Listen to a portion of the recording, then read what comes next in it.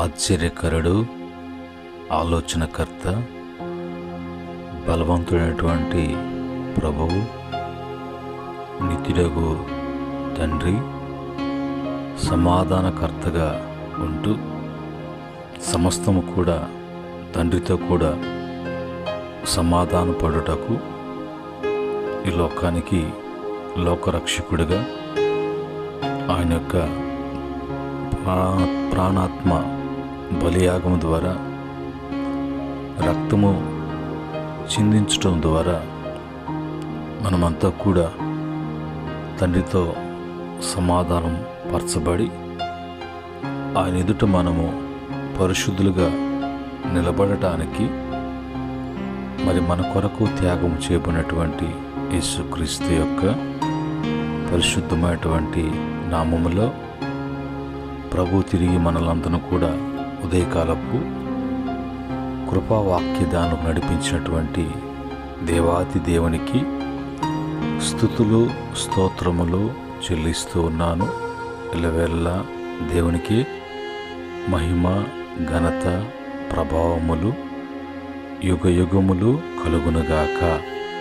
అలాగనే దేవుని బిడ్డలుగా మరి ప్రతి ఉదయకాలపు కృపావాక్య ధ్యానములలో పాలు పంపులు పొందుతూ వాక్యాన్ని వింటూ బలపడుతున్న బిడ్డలకు ప్రభు పేరిట వందనములు, ప్రభు పేరిట శుభములు తెలియజేస్తూ ఉన్నాను. ప్రియమైన దేవుని బిడ్డలారా, తిరిగి మరొక వాక్యాన్ని ప్రభు మనకిచ్చారు. ఆ వాక్యాన్ని బట్టి మనము ధ్యానం చేయటానికి ప్రార్థనాపూర్వకంగా మనం అన్వయించుకోవటానికి ఈ సమయంలో దేవుని వాక్యాన్ని మనం చదువుకుందాం. యెషయా గ్రంథము 40వ అధ్యాయము 31వ వచనములో ఉన్నటువంటి మాటని మనం చదువుకొని ప్రార్థనాపూర్వకంగా ధ్యానం చేద్దాం. ఇక్కడ రాయబడినటువంటి మాటల్లో యెహోవా కొరకు ఎదురు చూచువారు నూతన బలము పొందుదురు. వారు పక్షిరాజు వలె రెక్కలు చాపి పైకి ఎగుదురు. అలయక పరుగెత్తుదురు, సొమ్మసిల్లక నడిచిపోదురు. కృపగల తండ్రి, పరిశుద్ధుడా, ఈ సమయంలో ఈ దాసుని బలపరిచి మరుగుపరిచి మీరు మాత్రమే మాట్లాడమని యేసుక్రీస్తు నామములో అడిగి వేడుకుంటున్నాము తండ్రి. ఆమేన్. ప్రియమైన దేవుని బిడ్డలారా, తిరిగి మనము సంవత్సరంలో చివరి నెల చివరి దినంలో మనం ఉన్నాం. ఇంకొక దినము గడిస్తే నూతనమైనటువంటి సంవత్సరంలోకి మనమంతా కూడా ప్రవేశించడానికి దేవుడే మనల్ని ఆస్వాదించి ప్రవేశపెడతారు. అయితే ఈ లోకంలో మనము జీవించటానికి మనకి ఆత్మీయులుగా మనము వర్ధిల్లటానికి బలము ఎంతైనా అవసరం. లోకములో తిండి వలన వచ్చినటువంటి బలము కాదు, కానీ దేవుని వలన బలము పొందినటువంటి వారు దేవుని బలములో, దేవుని యొక్క బలములో మరి ఉండేటువంటి వారు ఈ లోకంలో ఎన్ని వచ్చినా కూడా వాటిని ఎదుర్కొని వాటిని జయించి ముందుకు పోవటానికి ఆయన వలన బలము నొందినటువంటి వారుగా ఉండాలి. అందుకను మరి యొక్క గ్రంథకర్త అంటాడు, యెహోవా కొరకు ఎప్పుడు కూడా మనము ఎదురు చూస్తూ ఉన్నటువంటి వారుగా ఉండాలి. ఆయన కొరకు కనిపెట్టడం కానీ ఎదురు చూడటం కానీ మన జీవితంలో మనము ఎప్పుడు కూడా ఆ విషయంలో తొందరపడకూడదు. అప్పుడు మనము నూతన బలము పొందుకోవటానికి అది ఆయన వలనే సాధ్యం. వారు పక్షిరాజు వలె రెక్కలు చాపి పైకి ఎగురుదురు. పైకి ఎగరాలి అనంటే పక్షిరాజు రెక్కలు చాపి అది ఎగురుతూ అది అనుకున్నటువంటి ఎత్తుకు వెళ్ళగలదు, అనుకున్నటువంటి స్థాయికు పోగలదు, అనుకున్నటువంటి స్థానంలో ఉండగలదు. కారణం దానికి ఉన్నటువంటి బలం, రెక్కల బలం. అది చాచినప్పుడు ఆ రెక్కల యొక్క ఆధారాన్ని బట్టి ఎలాగెళ్తుందో మనము కూడా అలాగా దేవుని వలన బలము పొందినప్పుడు ఎంత దూరమైనా, అది ఎంత భారమైనా ఆయన వలన కలిగేటువంటి బలాన్ని బట్టి, ఎదురు చూచి పొందుకున్నటువంటి బలాన్ని బట్టి మనము కూడా ముందుకు సాగగలము. అలాగనే మరి ఆ బలము ఉన్నప్పుడు అలయక, సొమ్మసిల్లక, పరుగెత్తటానికి, మరి నడిచిపోవటానికి అన్ని విధాలుగా దేవుని యొక్క బలము మనకెంతైనా అవసరం. ఈ యొక్క బలము దేవుని వలనే మనకు లభిస్తుంది. దేవుడే ఆ బలాన్ని మనకి ఇవ్వాలి. అలా కానప్పుడు మనము మరి ముందుకు సాగటానికి ఏది కూడా సాహసించి చేయటానికి సాధ్యపడదు. అన్నిటినీ ఎదుర్కొనేటువంటి బలము పొందాలంటే ప్రతి విషయానికి కూడా బలము కలిగి మనము జయవీరులుగా ముందుకు పోవాలి. అంటే ఏం చేయాలి?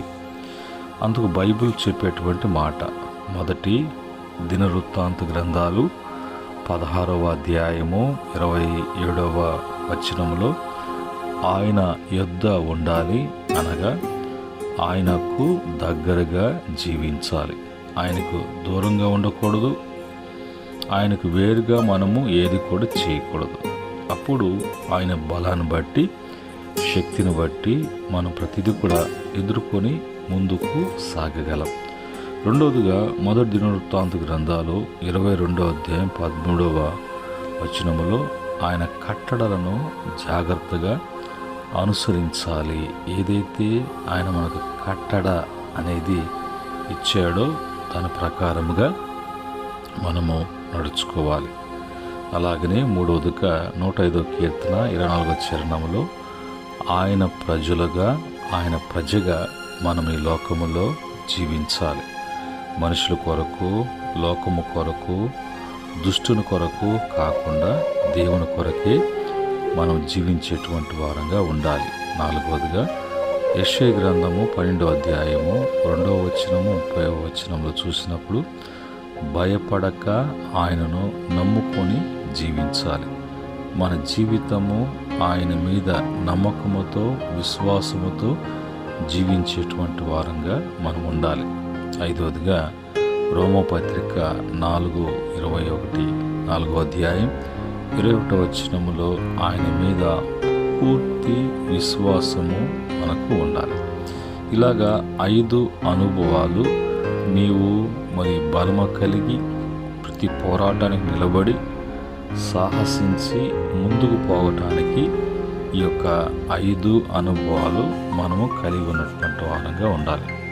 రెండవదిగా బలము కోల్పోవటానికి, బలము లేకుండా పోవటానికి, బలహీనులు కావటానికి, దేనికి కూడా చిన్న వాటికి కూడా భయపడి పిరికి వాళ్ళంగా ఏది జయించలేక, ఏది కూడా ఎదిరించలేక ఉండటానికి కారణం ఏంటి అని చూసినప్పుడు మరి యూదా న్యాయాధిపతుల గ్రంథం 16:19 ప్రకారంగా పాపమునకు బానిస అవటం ద్వారా మనిషి బలమును కోల్పోతాడు, మరి బలహీనుడు అయిపోతాడు. రెండవదిగా యోబు గ్రంథం 18వ అధ్యాయం 5వ వచనం 12వ వచనములో భక్తిహీనులుగా జీవించటం ద్వారా, భక్తి లేకుండా జీవించటం ద్వారా మరి అనేక మంది వారి జీవితాలలో బలహీనులైపోతారు. కారణం వారిలో భక్తి లేదు. భక్తి లేదంటే ప్రార్థన లేదు, విశ్వాసం లేదు, వాక్యం లేదు, క్రమము లేదు, సహవాసం లేదు, దేవుని సన్నిధి లేదు. దేవుడే వారి జీవితాల్లో లేకుండా ఉన్నట్లుగా జీవిస్తారు. మూడవదిగా కీర్తన 31వ కీర్తన 10వ చరణంలో దోషములు చేయటం ద్వారా మానవుడు బలం అనేది కోల్పోతూ ఉంటారు. కనుక ఆ దోషములు, అపరాధములు వీటిలో కూడా మనము లేకుండా చూసుకోవాలి. 4వదిగా కీర్తన 38వ కీర్తన 10వ చరణంలో ప్రభుకి వ్యతిరేకముగా పాపము చేయటం ద్వారా ప్రభు చేయకూడదు మరి అన్నప్పుడు ప్రభు పాపము సంబంధించినటువంటి ఏవైతే ఉన్నాయో వాటికి దూరపరిచి మనం దూరంగా ఉంచినప్పుడు మనము కూడా దూరంగా ఉండాలి. అలా కాకుండా ఉన్నప్పుడు మరి ఆటోమేటిక్గా వ్యతిరేకతను బట్టి మరి బలహీనలు కావటానికి. 5వదిగా సామెతలో గ్రంథం 5వ అధ్యాయం 8-9 మరి వచనాలలో జారశ్రీ మార్గంలో నడవటం ద్వారా మనుషుడు బలహీనుడైపోతాడు. ఈ బలహీనతను బట్టి దేవుని యొక్క బలము, నూతన బలం, నూతనత్వం, నూతన కార్యాలు, నూతన మార్గాలు, నూతన అనుభవాలకి పోకుండా పడిపోవటానికి అలాగనే పతనం కావటానికి దారితీస్తుంది.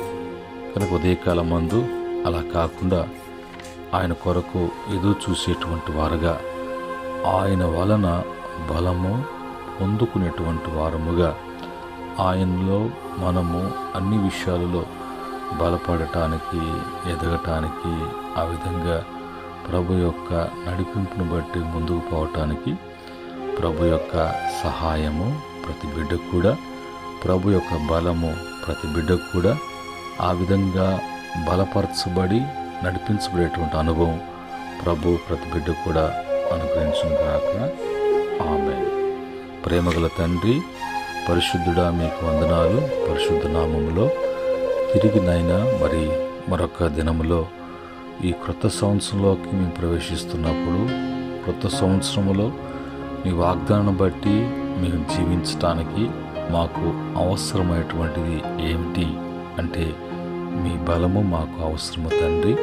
కనుక ఆ బలాన్ని మాకు ఇవ్వండి. ఆ బలముతో బలపరిచి సొమ్మసిల్లక అలయక నిలబడటానికి, జయించటానికి, ముందుకు సాగటానికి నిత్యము ప్రభా నీ బలముతో నింపుమని, ప్రతి బిడ్డను కూడా ఈ వాక్యాన్ని బట్టి బిడ్డలను బలపరచమని, ఈ దినం మీ కార్యములలో ప్రతి బిడ్డలు కూడా పాల్గొని దీవించుకునే కృప దయచేయమని యేసుక్రీస్తు నామములో అడిగి వేడుకుంటున్నాము తండ్రి. ఆమేన్. పరమ తండ్రి దేవుని ప్రేమ, కుమారుని కృప, పరిశుద్ధాత్మ యొక్క సహవాసం మాటలు వింటున్న బిడ్డలకు, బలపడుతున్న బిడ్డలకును, సకల పరిశుద్ధులకును, ఆయన దాసులకును సదా తోడే నడిపించునుగాక. ఆమేన్. దేవుడు మిమ్ములను, మీ కుటుంబాలను దీవించి ఆస్వాదించి వృద్ధిపరచునుగాక. ఆమేన్.